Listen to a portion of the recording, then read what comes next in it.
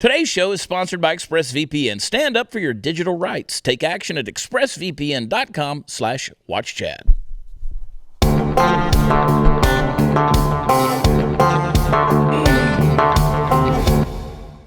It's party time, Mom! Welcome to another episode of the Chad Prather Show. I'm not taking a poop, I'm flexing my muscles.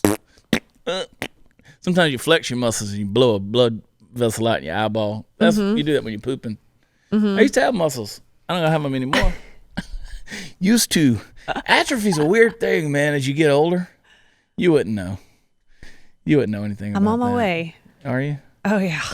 Yeah.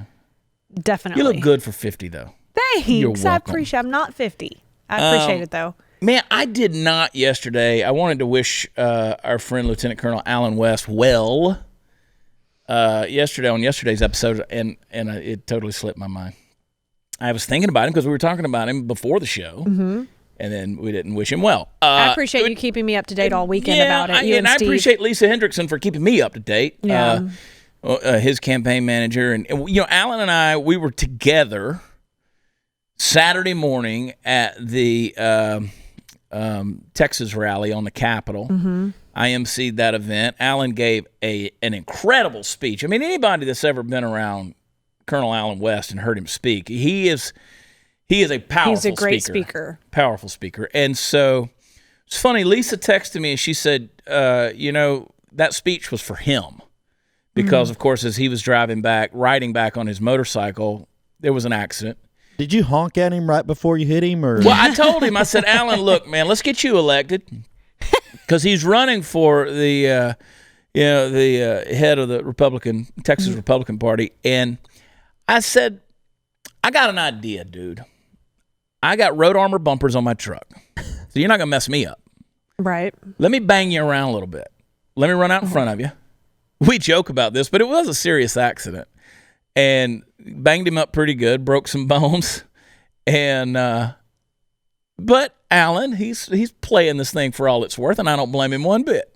Get all you can, brother. I'm just glad you're okay.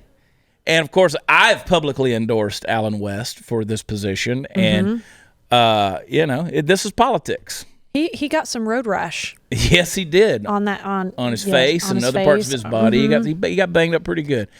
But when I got the news, because it was just 2 hours after we were together. Yeah. And it was funny because they were riding. I always say driving. People don't drive motorcycles. They ride motorcycles. I don't really care. I don't ride motorcycles. I used to. That was that was a big thing for me. And then about 12 years ago, I gave it up because I saw a couple of people in 1 week get killed on the same road I was on. And I was just like, I'm done with this. Yeah. Because y'all know me, if I do something, it's 100%. I'm all out. I mean, I got to be in it to win it. I got to have all the gear, all the equipment. I got to be good at it. I've been in one of your vehicles, and it's all out. Yeah. When you do it, it's all out.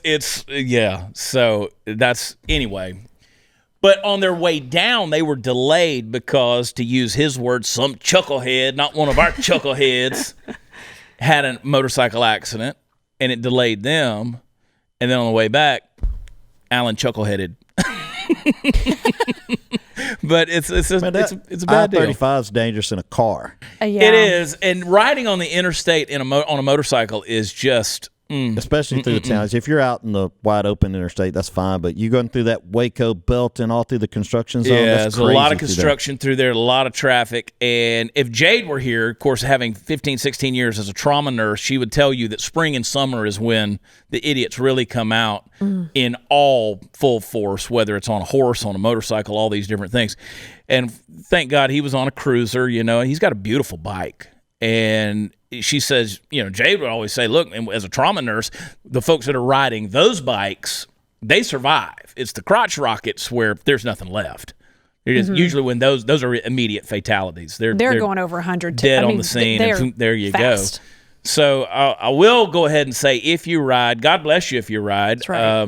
But be careful, because it's not you all the time. And 90% of the time, it ain't you. I sold my night train 2 years ago, and I do miss it, but I don't miss almost getting run over all the time. I do not ride past a dealership where I don't look. Right. I look because I love bikes, and I grew up on a bike. I had a bike when I was a kid. I was on a dirt bike. I've wrecked them.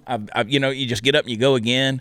I mean, we used to do all the crazy Evel Knievel stuff. Then I had, obviously a bike for the road and the highway. Used to ride all the time. And then I saw people get killed. And there were people who had been riding for 40, 50 years. And I told my kids one day, I said, if you love me, you'll never even get on a motorcycle. And they said, but you have them. And I said, well, as of this week, I don't. Yeah. And I sold them. So anyway. May I say, though? I'm glad Alan's okay. He's going to be okay. He's on the mend. Pray for him. He is healing. And receiving that call just reminds you how precious, because I'm sure as soon as you received it, I know I freaked out. It scared me. Because I did not know his status at that point. I just knew that he was involved in a motorcycle accident. And I'll tell you what, that will stop your world real quick and remind you how precious life is. It is. Hey, unless you plan on self-isolating forever, you're going to need to be around other people again. I encourage you to do that if you can. Herd immunity is an amazing thing. One of the best ways to avoid getting sick, besides that, is having a healthy immune system to begin with, all year round. That's why you need to be taking Field of Greens. I brag on Field of Greens every single day. I take it. I use it. I love it. It tastes great. They've got a whole lot of different products that I use and can't live without. Brickhouse Nutrition is the company that puts them out. You just take a scoop of Field of Greens. It's got a full serving of real USDA certified organic fruits and vegetables, which boosts energy, supports a healthy immune system. If you're out of shape and you don't eat healthy, your risk is even higher. So this makes it very, very simple. A diet of fruits and vegetables can reduce your risk of heart disease, hypertension, stroke, even cancer. Plus, Field of Greens, prebiotic, probiotic. It's got a great source of vitamins, fiber, and other nutrients. Keep you regular. Just put 1 scoop in a glass of water, stir it up, drink it, you're done. Right now, I'm going to get you 15% off your first order with offer code CHAD at brickhousechad.com. You can do it. You go there. My face is right there on the website, brickhousechad.com. Subscribe, save an extra 10% every single month. Turn your body into a brick house with Field of Greens, brickhousechad.com. Go there today.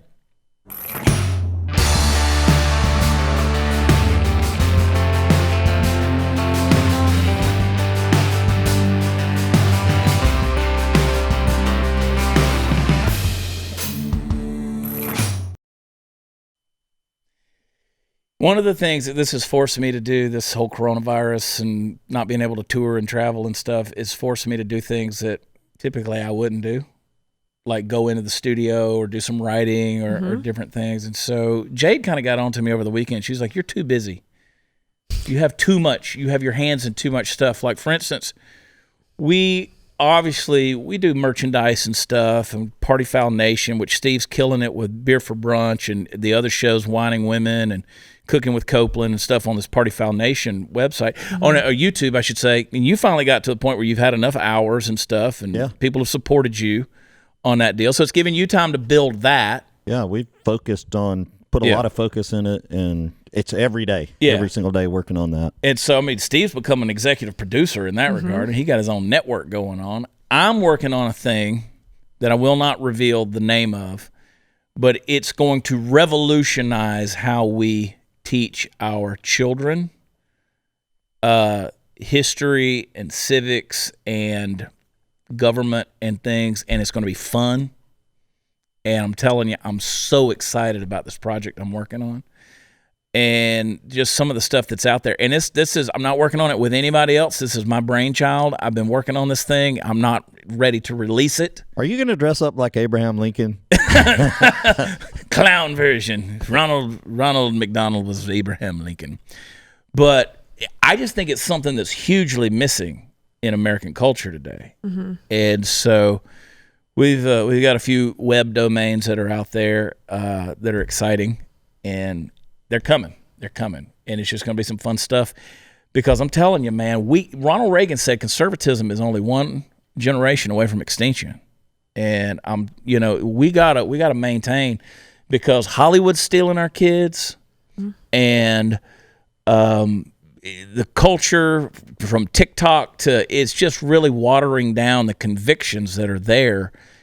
And that's one of those things that I'm really passionate about, is this next generation.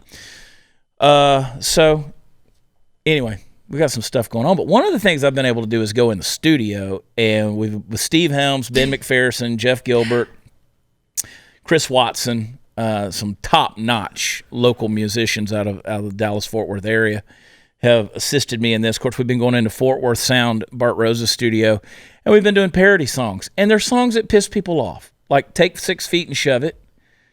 That thing started, I guess you'd say it went viral because it's gotten like 60,000 shares, 4 million views, something like that. And when we shot that video, we shot another video. CJ and I shot another video that was better and a little bit more to it than what you see of us just being in the lake and doing that. But the machine ate it. And I was like, you know what? I'm not doing this again. So I said, just get in the water. Get in the water. And that's why if you watch that Take 6 Feet and Shove It video, she's sitting on that big mat. She didn't want to get in the water because the water was freaking cold. Cold, lily pad. And I'm in there, just freezing, trying to. That's why it's like, you can't lip sync. And if you watch to the very end of the video, you see that wave, the wake from the boat just comes over and hits me, and you could see me just cuss because it just hits upon my shoulders. And so, we did a new song called, it's off of Ronnie Millsap's There's No Getting Over Me. It's No Getting Over You. And so we did it from I'm Rona. There's just no getting over me. My friend Angela Felix sent me the parody lyrics via Instagram a few weeks ago, and I said, ooh, can I have this? I want to play with these lyrics and mess with them. But she gave me the concept and the idea, and so technically she wrote most of that, and we changed it some in the studio. But we got in the studio, we did it, and the other night, I just had to make a video for it. I was like, I got to get this song out. Who knows? They might cure coronavirus tomorrow. So I got to do something that's a video. So in my typical Chad Prather fashion, low budget, but fun and quirky. I heard Ronnie Millsap hadn't seen it yet. Gosh. But I'm sure you've managed to piss off a lot of people already. Most of the reviews are good. Sweet. I will tell you this. One of the phenomena that happens is you don't get a lot of negative until you get above 750,000 views. When you get to 1 million, that's when the negative really starts coming out on a viral video. At least that's my experience. So I have found that most people live until it gets to that point. Then it gets out there into the general public and populace that doesn't have a clue who you are. They don't know your heart. They don't know your the things that drive you and the other things. They just know you by that 1 3-minute song or video, and they form their opinion. And you're, and they're all judgy. Public enemy number one. I found that's what happens at about 1 million, right? Okay. So who knows? We're going to show you the video. If you haven't seen it already, it's available on Facebook, YouTube, and all the other good places where you can get video. Roll it, Candace. Yes. That's a hand.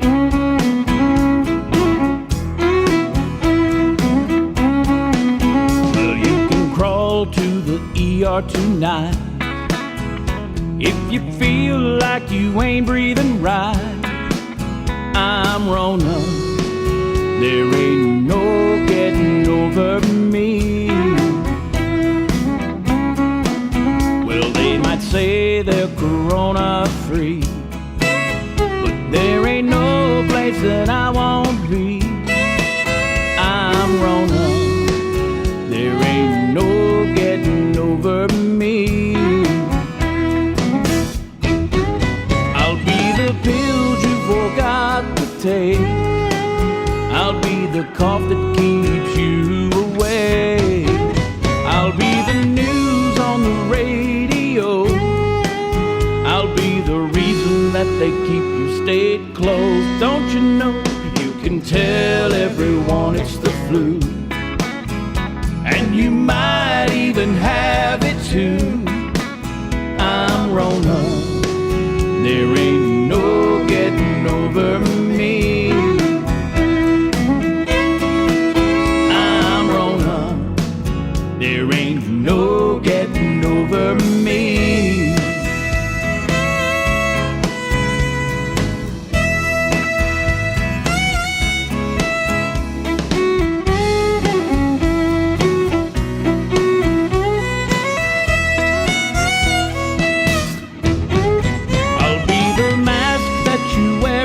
Crowd. I'm in the bars, but there's no one around. I'll be the sign that says no just can't get down. So you can crawl to the ER tonight.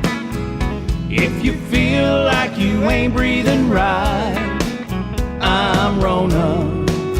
There ain't no getting over me. If you wheeze, I'm Rona. There ain't no getting over me. Don't you sneeze, I'm Rona. There ain't no getting over me.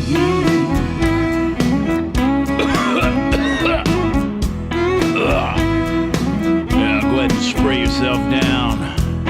I'm in the wet spot of the mask you're breathing through. Who's done with their 90-day trial of 2020? You ready to cancel your membership? Hand sanitizer. Most expensive bottle of alcohol. Let me tell you something. So we shot that thing. I just set it up on my ring light right there in the office. Right. And shot that. I shot it twice. I stunk so bad, like antibacterial lotion, because I kept squirting it on myself. And there was a lot of it, too. The first take that I did of that thing, I did 2 squirts on my head. I was wondering if you need a moisturizer up there and after it was that. like, I'm like, I had to go shower off all the antibacterial lotion that was on there. I do those songs. When those things come along, I love good classic country music. And there's none better than a Ronnie Millsap or when we did Take 6 Feet and Shove It, Johnny Paycheck. And I promise you, there is zero.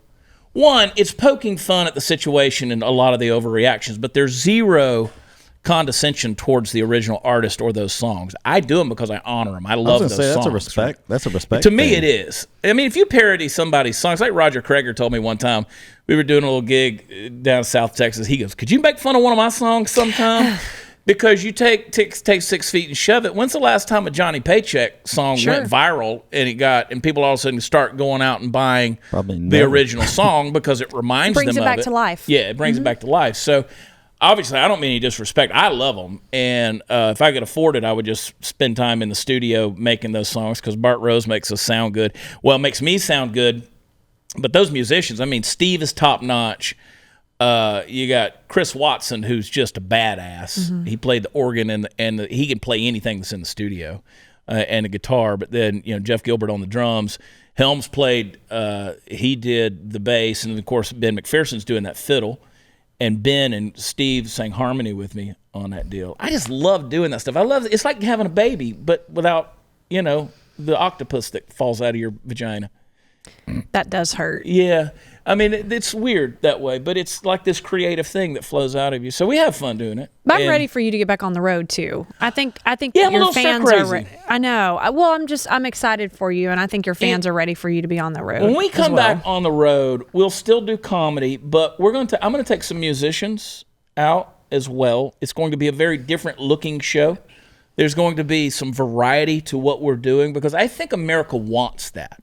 I think they want to laugh. They want to be able to sing. They want to be able to go out there and just get good, wholesome, edgy fun that they can laugh at themselves, and just take a little break from it.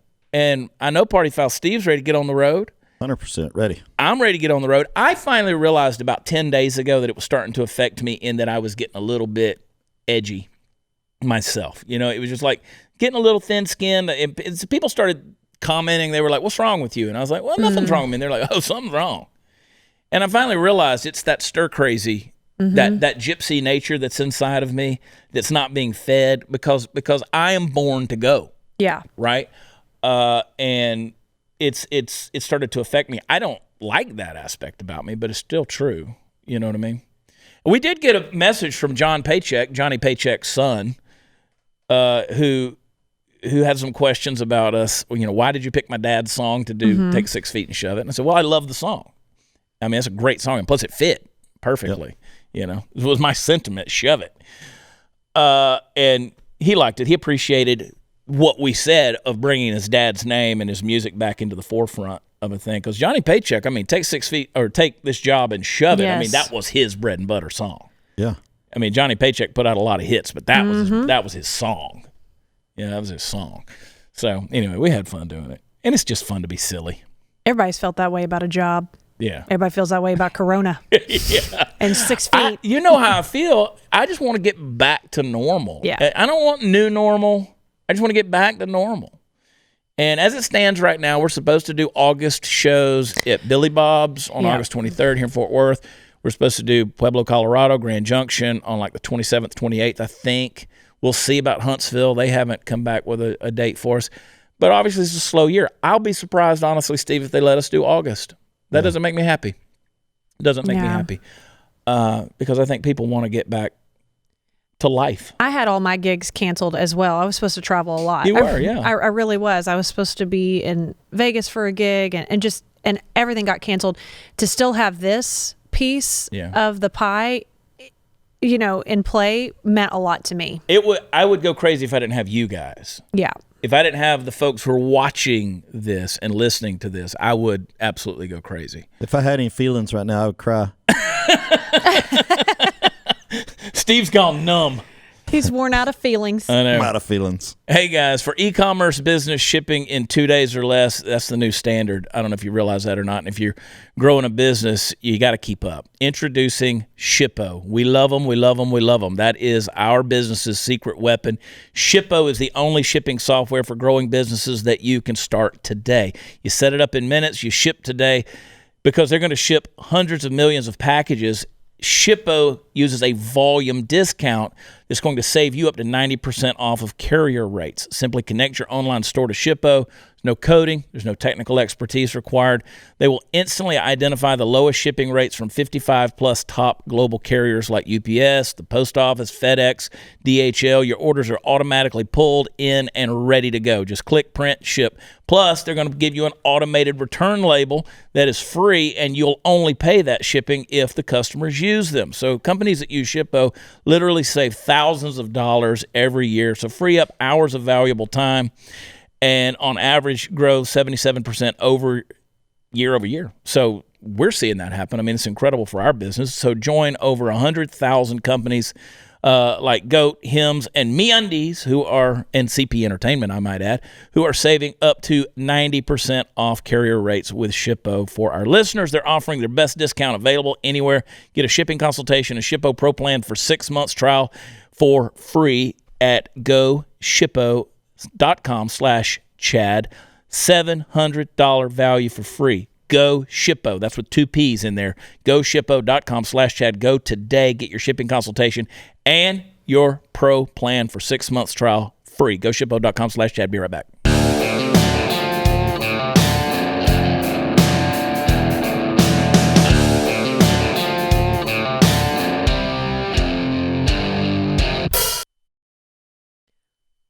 Stay horned. Hey, Steve and I listen to different opinions. I think it's healthy to do that. I listen to stuff that I know I'm not going to agree with because I want to hear it, I was on Twitter Monday night. I was on Twitter, and somebody had shared a doctored video of Joe Biden on The View, and he was stumbling and stammering, and I was like, there's no way this is an unedited video. And I went out and I found the real video, and he was nowhere near to as clueless as what they tried to make him look in that deal. Still rough, but I don't like stuff like that when you try to make it look one way and alter it. I want to hear unadulterated opinions. I want to hear people's different viewpoints. I'm not scared of them. Look, if I have my own convictions, then I'm not scared of yours, right? I've always said I love talking to people who disagree with me because you'll do one of two things. You'll either deepen my convictions that I already hold, or you'll change my mind. And changing my mind is a good thing. It's a good thing. It means you're growing. I would much rather know, as the Bible says, a better way.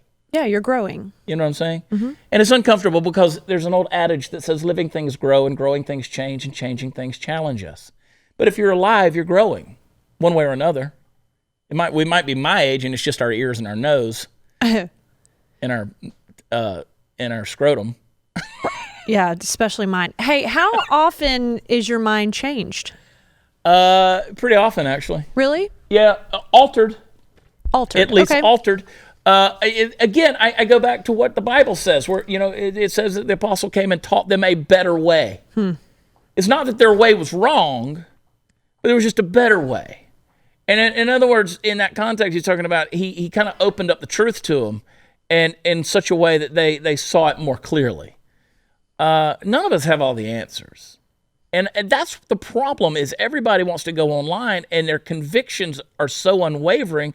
That's why it turns into kiss my's, go to hell, up yours, and F yous, and all these things. It doesn't need to be that way. It doesn't need to be that way. Look, I'm a professional smartass. So is Steve. Steve texted me the other day, and he's like, I think it's time for me to troll your page for a little while today. I know. I kind of like to go troll your trolls. And I kind of like it when you do it. I love it when he does it. I'm He's always done that for afraid me. to do that because I don't want you upset about it if I go, because sometimes it will start almost an argument. Which I mean, my thing is meant to be argumentative. I love when he does that. Depending on which page I'm on, if somebody says something to me, I can ruin their day. Oh, sure. I mean, I can ruin their week, really, because if I bring theirs to the top because of a notification in my engagement, they're going to get messages over and over and over and over and over again. And then you have people who'll send me messages and be like, your followers are the meanest people on the planet. I'm like, well, you asked for it, Peckerwood. You asked for it. And I know what's going to come out of the woodwork. They're going to be people just like you who started the whole thing. Now you're getting a taste of who you are. I think I'm just going to do that. Like, just make this anti-Chad comment on there just so you move me to the front. And I'll be like, look at all these people responding to me. Little do they know. I should start doing that. I should start trolling you. Yeah, it just doesn't end well for people. I've had friends that I could name off who have done that jokingly. Benton Blunt does it. Yeah, just to get it going. Chip Boyd does it a lot where he'll say stuff and people are like, who the hell are you to, and they're friends. They can take it. They love it. They're doing it on purpose. But opinions, it's okay to have different opinions.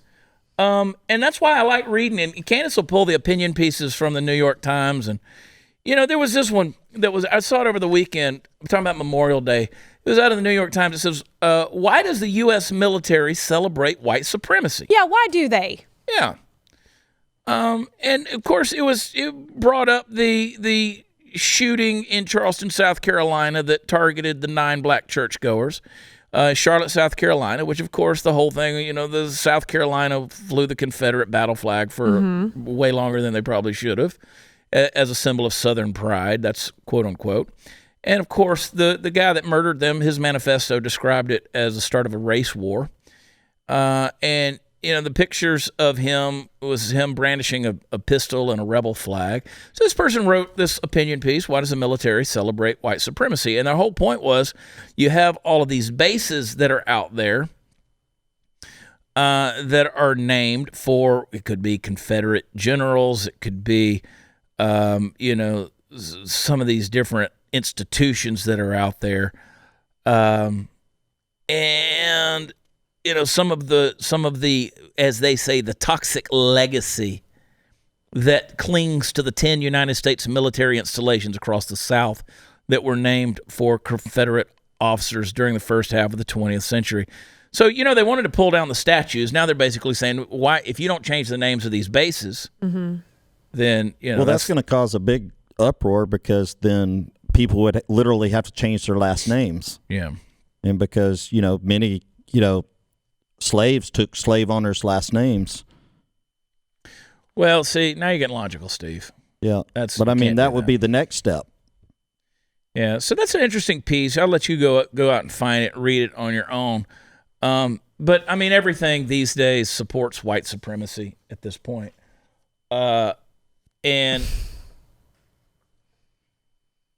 it's crazy. I posted on Monday our rendition of the Star Spangled Banner, and I did a little from the Smithsonian. Actually, I did a little script read or speech from the Battle of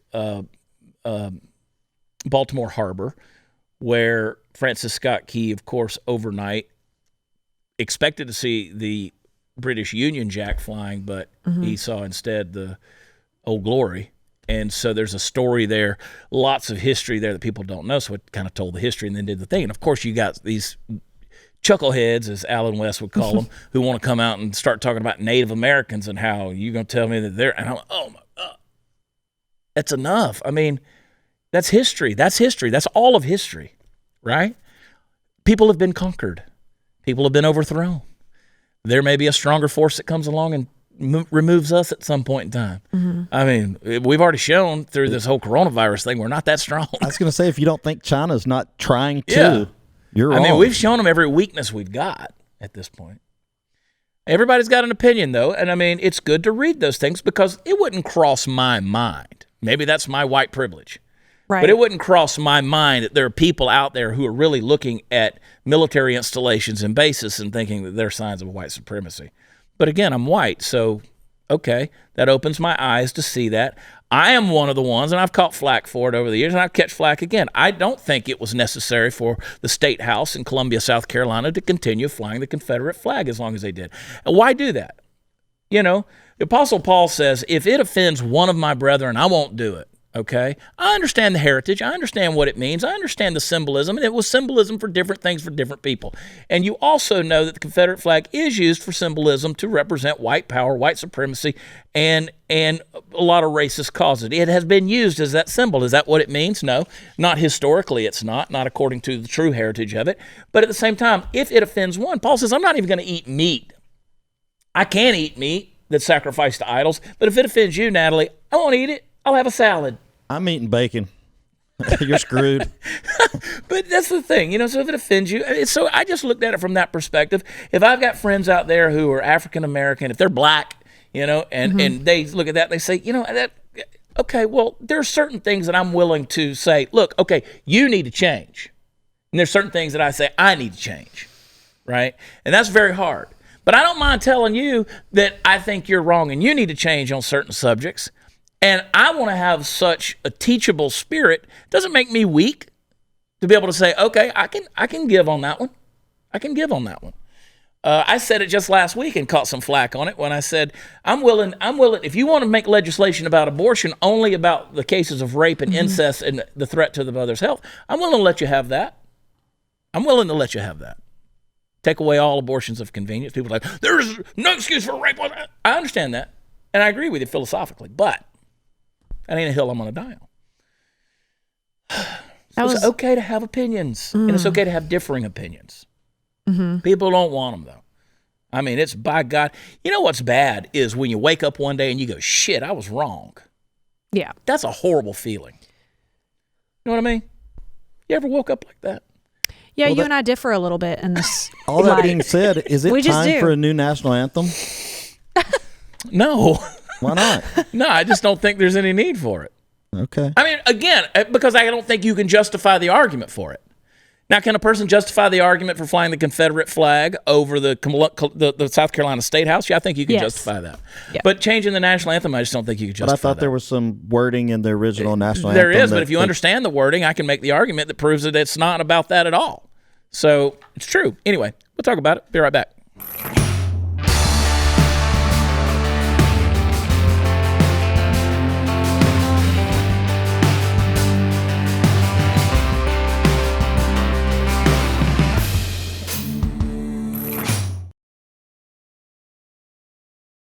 Here's an opinion piece out of the New York Post from this past week. It says, Obamagate isn't a distraction. It's about outrageous abuses. And I read that and I'm like, yeah, that's right. I think history is going to show that the Obama administration was the most corrupt one that's ever existed. I really do. I mean, the abuses of the intelligence community, the law enforcement community at the federal level, whew. Never has there been, that we know of, never has there been an outgoing president who has marshaled the forces of the intelligence agency that were at his disposal to spy on an incoming, duly elected president of the United States. And that's exactly what Barack Obama did. Well, they knew that Trump was going to beat the snot out of them.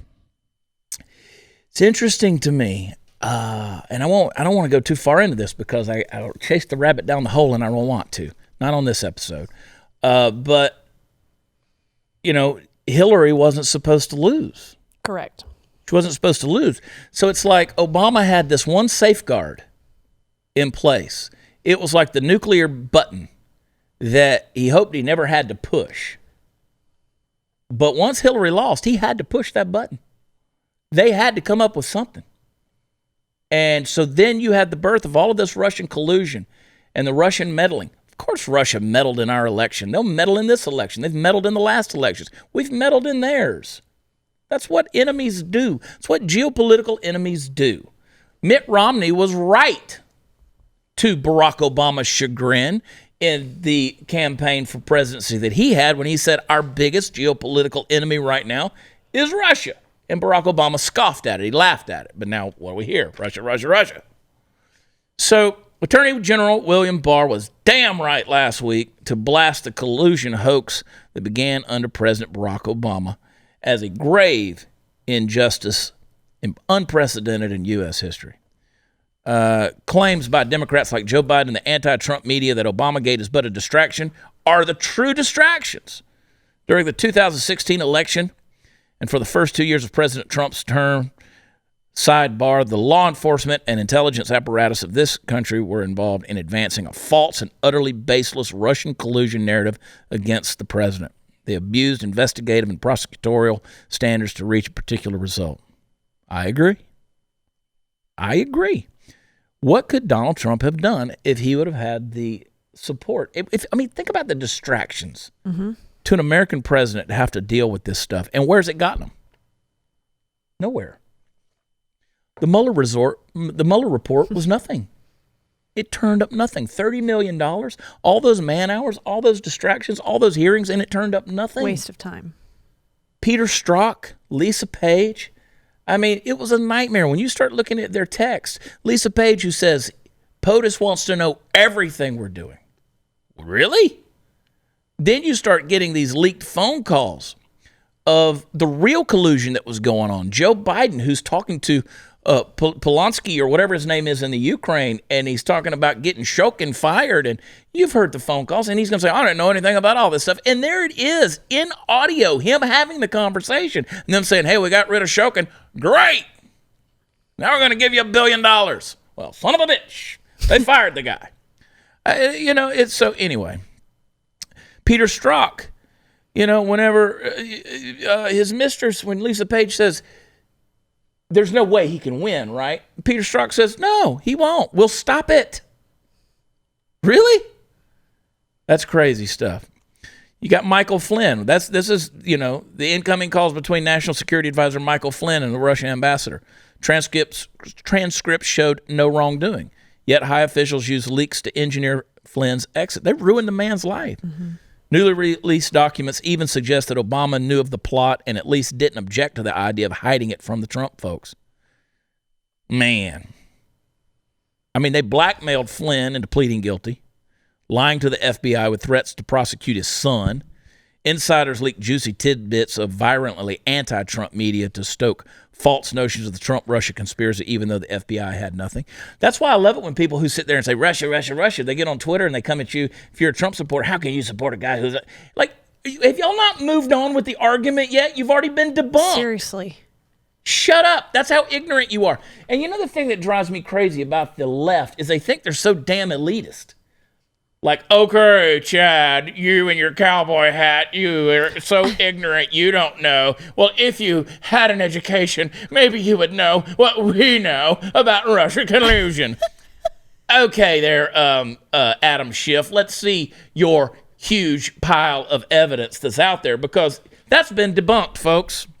So Adam Schiff, ex-Intel honchos like James Clapper, John Brennan, they fuel the hysteria. This thing says that even last year, Schiff insisted he'd seen ample evidence of collusion. Where is it? That makes me want to cuss, Candace. I won't do it. But it makes me want to. So, that's a lie. Mm-hmm. Yeah, but the left won't see that on the media. You can look at the media. You can watch CNN. You can watch the, quote, fake news stuff. They don't report that something's been debunked. Yeah. They just go on with it and move on to the next thing that they're after. All this crap is House of Cards. Goes on to Ukraine, goes on to quid pro quo. There's no more talk about collusion. And now, of all things, they want mail-in ballots? Yep. Do you see where the South Carolina ballot showed up in Maryland over the weekend? You can't make this stuff up, people. You can't make this stuff up. If you choose to do a mail-in ballot, you better go on and log in to the federal government website and see if your vote got counted. You can do that. You can do that. I saw that they were in Nevada. Yeah. Some issues with that. Mindy Robinson. Yep. Our friend Mindy who's running for Congress. Vote for her if you're in Nevada. That's the kind of thing that's out there that you're going to sit there and talk about Russian meddling, but you want mail-in ballots? That's why I say over and over again, and I say this, if the Republicans were doing this, and I'm not a Republican, remember, I'll say again, I do not belong to a political party. I don't care who bitches about it. I never will. I won't. I keep an open mind to it. I vote according to my convictions. But let me say something. I am a conservative. I don't know if I'm a libertarian or not. I don't know. I don't like titles. I don't like all this stuff. But I will say this. You're going to sit there. Democrats can't win. They know they can't win. Out of all that huge, giant field of 30 some odd candidates, and you're telling me Joe Biden, dementia Joe Biden, is the best you could get? He's the cream of the crop, and you're going to trot him out there, and that's what you're going to put against Donald Trump. Look, you can't win, so you got to cheat. Makes no sense. You got to cheat. That's why you're pushing these mail-in ballots and plastic-faced Nancy Pelosi with her oil shining through. The Botox is literally leaking through her pores. And she talks about it's the only fair way to have a healthy and safe election. Oh. Yeah. Yeah. We'll be right back.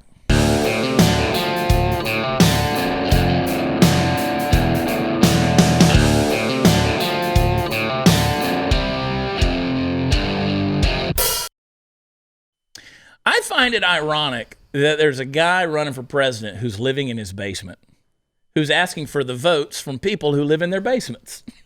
Yep. I mean, you never think about that? The stereotypes are incredible. But he's on that podcast with Charlemagne the God, which, by the way, Joe Biden's trying to start a podcast. He can't even get it up. Well, no. Oh, he no. is 77, but he can't even get his own podcast running. He can't get the thing going. But he's on Charlemagne the God. I just want to punch that guy in the face just for that name. Anyway, he says, if you got to decide between Donald Trump and me, man, you ain't black. Okay. How does that fly?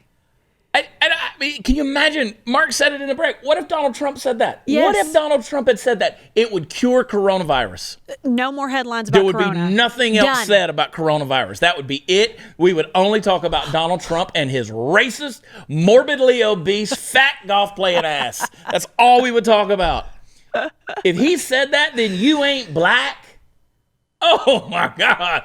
Look, man, I did my DNA 23andMe. I'm white. I know I'm white. Right? I know I am. You're white. Yeah, but I showed you my fifth cousin on my maternal side. Black! He posted on my Facebook. But in this day and age, even at the level, if you're going to run for president of the United States, we've all said dumb stuff. Oh, yeah. But can you imagine his campaign director, his spokesperson, the people who are out there coaching him, and he says, then you ain't black. I just imagine them going, like their heart just sinking, just staring at the heavens going, God, why? Why? Dear God. On the flip side, you'd be going back on tour tomorrow. Everything be open. Yeah, everything would be open. You know what? Screw it. Let all you Republicans die. Y'all hate us. You know? I mean, my God. Yeah. I got on Twitter and I said, well, if you're trying to decide between an Escalade and a Suburban, then you ain't black. You know? Now, that's the logic. Is that appropriate for me to say? No! But that's the logic. And people are giving him the pass. Where's the NBA, LeBron James? Come on, tweet about it. I want to hear about it. We love y'all. God bless. Talk to you tomorrow.